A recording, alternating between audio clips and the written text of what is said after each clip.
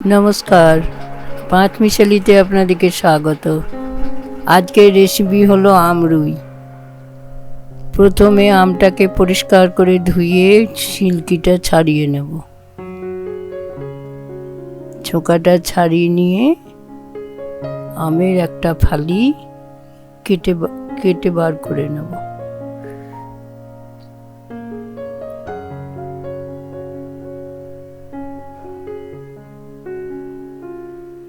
এটাকে ফালিটাকে 3 পিস করব।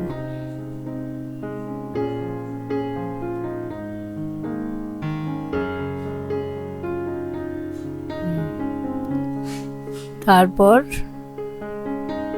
এটা জলে দিয়ে রাখলে কালো হবে না। রুই মাছটাকে ভালো করে জলে পরিষ্কার করে ধুয়ে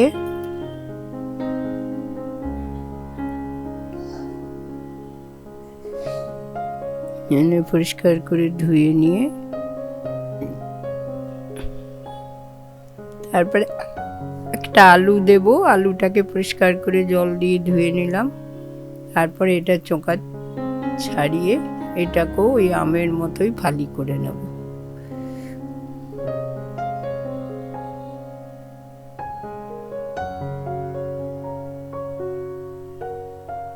এই এটাও ফালি করে নিয়ে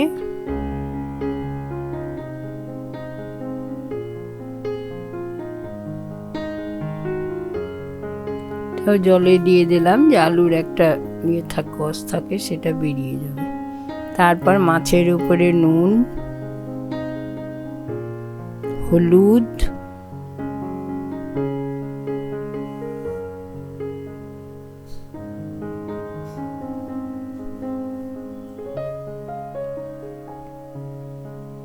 আর একটু সর্ষের তেল দিয়ে মাখিয়ে দিলাম। কেননা মাছটার ভাজতে গেলে তখন কড়াই লেগে যায় না। তারপর কড়াইয়ে একটু গরম জল দিয়ে অল্প একটু নুন দিয়ে আলুটাকে ভাপিয়ে নেব। কেন কাঁচা আলু যদি আমের সঙ্গে দেওয়া হয় তাহলে আলুটা সেদ্ধ হতে চাইবে না। সেই জন্য আলুটাকে একটু সেদ্ধ করে নিলাম। মাছটাকে মাখিয়ে রেখে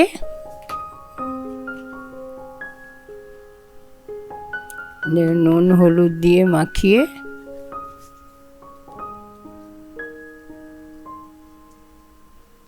এই দেখুন আলুগুলো সেদ্ধ করে তুলে নিয়েছি। এবার কড়াইয়ে তেল দিয়ে তেলটা গরম হলে একে একে মাছটা দিয়ে মাছটা লাল করে ভেজে তুলে নেব।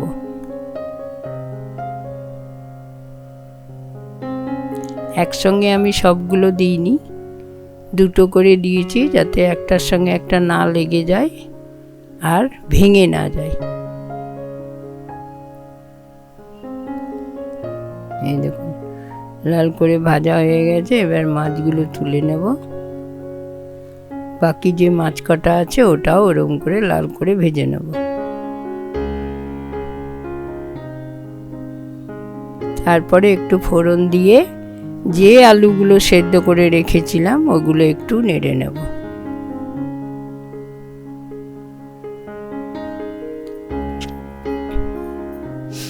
এই যে একটু কষার মতো করে তুলে নিয়েছি।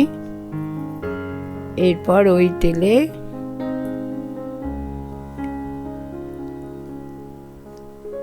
পেঁয়াজ কুচি করা ছিল, সেই পেঁয়াজ কুচি দিলাম।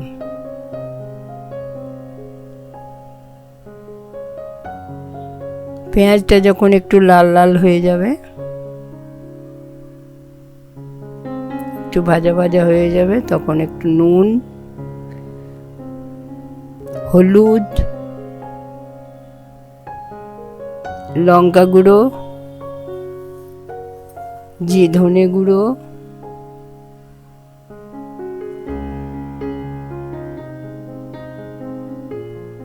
জিরে গুঁড়ো, পেঁয়াজ, আদা, রসুন, লঙ্কা সব পেস্ট করা ছিল সেইটা দিলাম যাতে ঝোলটা গাঢ় হয় সেই জন্য। দিয়ে এটা পুরো মশলাটাকে কষতে হবে। আমগুলো দিয়েই আমি কষছি।